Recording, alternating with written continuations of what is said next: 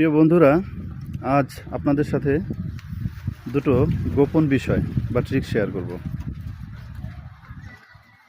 বিষয়টা হচ্ছে আম নিয়ে, পাকা আম। তো আপনারা এখন ভাবতে পারেন পাকা আমের আবার কি এমন গোপন ট্রিক্স বা রহস্য থাকতে পারে। হ্যাঁ, অবশ্যই আছে। রহস্য দুটি হচ্ছে যে পাকা আম খেলে আপনার কি আমার মতো ঘুম বাড়ে?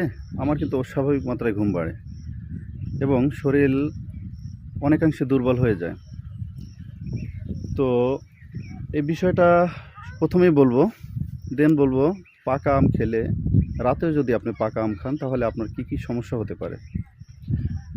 তো আম যদি আপনি অতিমাত্রায় খান তাহলে দেখা যায় যে আমে ট্রিপ্টোফ্যান নামে এক ধরনের অ্যামাইনো অ্যাসিড থাকে, যে অ্যামাইনো অ্যাসিডটা আমাদের ঘুম হওয়ার জন্য দায়ী দুটো গুরুত্বপূর্ণ হরমোন, মেলাটোনিন এবং সেরোটোনিন।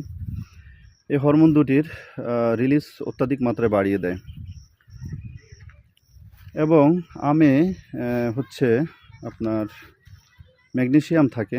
পাকা আমে ম্যাগনেসিয়াম আমাদের শরীরের যে মাসেল বা হচ্ছে যে আপনার পেশি, এগুলোকে দুর্বল করে দেয়। তো মাসেল এবং পেশি যখন দুর্বল হয়ে যায় তখন আপনার একটু রিল্যাক্স মুডে আসতে মন চাবে, আপনার হচ্ছে ঘুমটা বাড়বে, শরীর অলস লাগবে, কাজের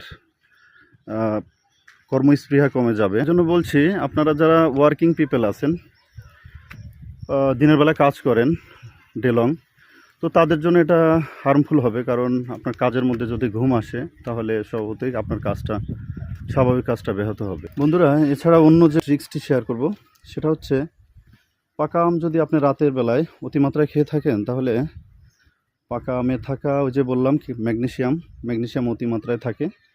আর এই ম্যাগনেসিয়াম আপনার লুজ মোশন করে দিবে, আপনার ঘন ঘন টয়লেটে যাওয়ার প্রবণতা বাড়বে।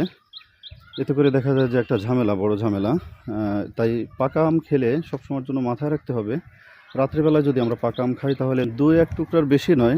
এই জন্য যে আপনার রাতের যে ঘুমটা আপনার দরকার সেটা আপনার ব্যাহত হতে পারে।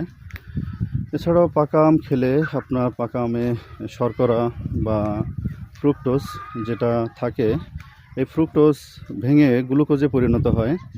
আর গ্লুকোজ আমাদের শরীরের যে সেলগুলো আছে সেলগুলোকে বিভাজনের জন্য খুব বেশি মাত্রায় কাজ করে, আমাদের সেল বিভাজনটা বাড়িয়ে দেয়। এতে করে দেখা যায় যে ফ্যাট হওয়ার সম্ভাবনা থাকে। যদিও 1 মাস আম খেলে ফ্যাট হওয়ার এরকমের সম্ভাবনা থাকে না, তবুও সতর্ক থাকা ভালো যে আপনার সেল বিভাজনগুলো অত্যাধিক হতে পারে। পাকা আম যাদের ডায়াবেটিস আছে এদের জন্য একটু সতর্কতার বিষয় যে পাকা আমে গ্লুকোজ থাকে, ইনসুলিন